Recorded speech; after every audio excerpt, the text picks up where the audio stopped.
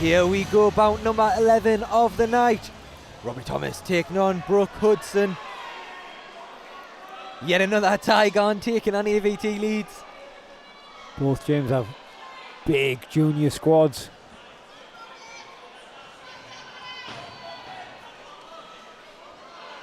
Lovely catch of the kick there by Thomas.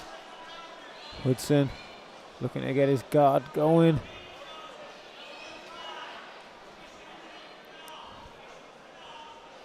What would you like to see from Thomas here then to try and advance his position?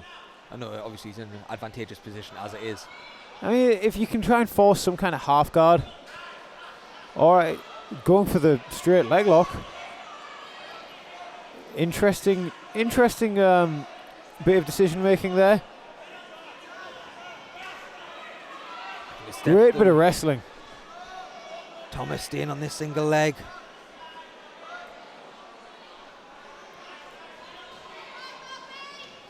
Can't quite see if that's on.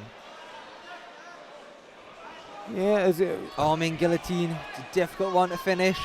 Thomas is putting his thumbs up. Going to try and pop his head out the top here. Here's Thomas, but can Hudson get the squeeze? Hudson, there's way too much space. There we go, he's just fixed it. I was just about to say there was too much space between Hudson's head and Thomas's back. The guillotine, as much as you feel like you need to pull back, you actually kind of need to crunch in to make it more powerful. He's offering a little bit of space there. With this as well though, if you're Bruch Hudson, you want to make sure you don't blow your arms out in this first round.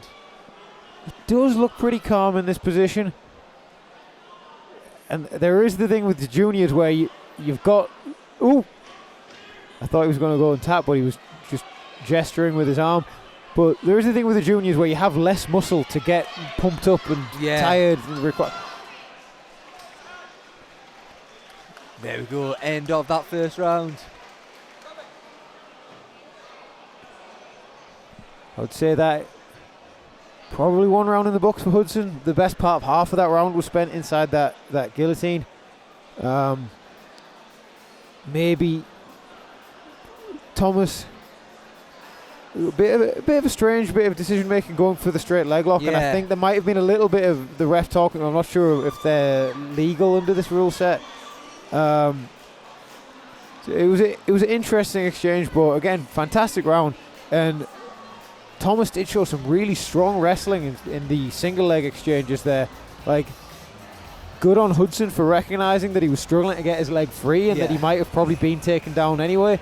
So just electing to wrap the neck and go for that arming guillotine instead of continuing to fight the takedown.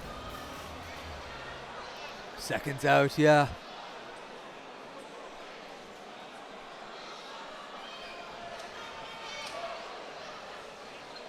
And here we go.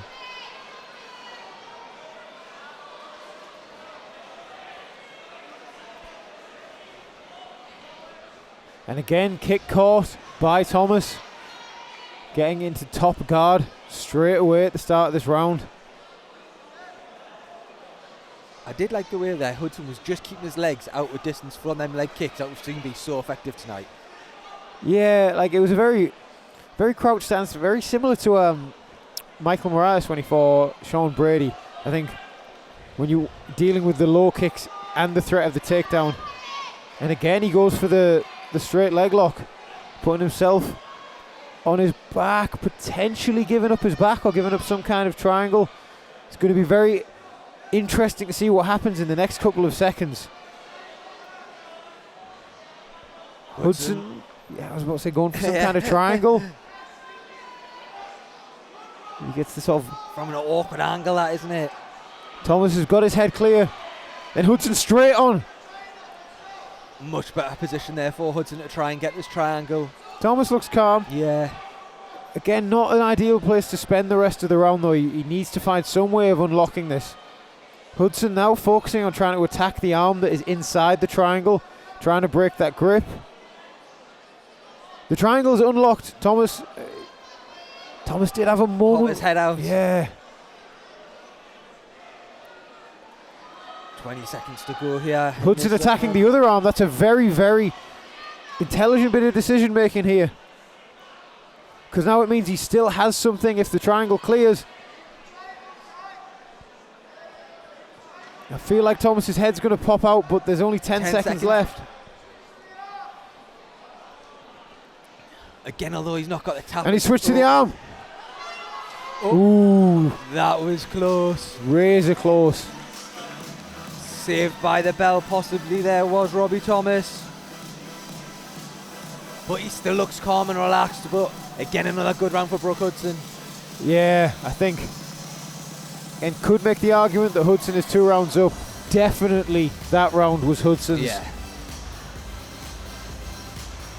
Again, both rounds started with them trading low kicks, and then as Hudson attempted to throw a kick higher up to the body, Thomas catching it and getting the takedown.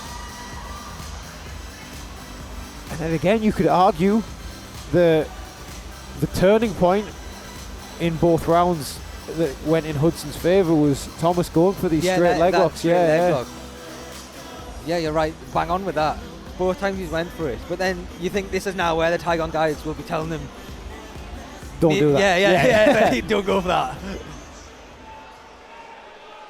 Or at least don't go for it as early in the round. Yeah. Like maybe later in the round, it's not as big a risk. But again, it's a lot to, you can't fault him. He's a 13-year-old lad in there. Here we go then, the third and final round in this contest. Hudson coming out looking confident, shooting his own takedown here, straight into a guillotine. Neck caught. Into a Darce as well. Quick work from Thomas. And it's all over. Big comeback win there. Change of tack from Robbie Thomas. Yeah, just going from that high elbow guillotine. I think Hudson feeling confident with his grappling, maybe forced that shot a little bit. And the second that was on. Yeah, and again, bit of referee. No, there's definitely a tap there. Yeah. Or possibly not. He did protest after, but again, fighter safety is paramount. But what a good comeback there for Robbie Thomas. Yeah, definitely. He was arguably 2 rounds down in a really, really, really tough fight.